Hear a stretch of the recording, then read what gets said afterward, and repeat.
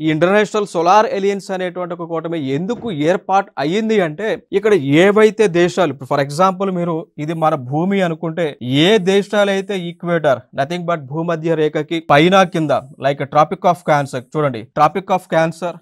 Equator and tropic of capricorn అనేటువంటి రేఖలు ఏవైతే ఉన్నాయో, అర్థమైందా? సో కర్కాటక రేఖ, మకర రేఖలు అనేటువంటి ఏవైతే పిలుస్తూ ఉన్నామో, ఈ ప్రాంతంలో ఉన్నటువంటి దేశాలు ఏం చేయాలి అంటే, ఏదైతే ఈ దేశాలకు హై ఇంటెన్సిటీలో సన్లైట్ అనేటువంటిది వస్తుందో,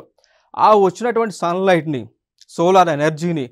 గ్రాస్ప్ చేసి, సోలార్ ప్యానల్స్ ద్వారా గ్రాస్ప్ చేసి, సోలార్ ఎనర్జీని ఎలక్ట్రికల్ ఎనర్జీగా కన్వర్ట్ చేసే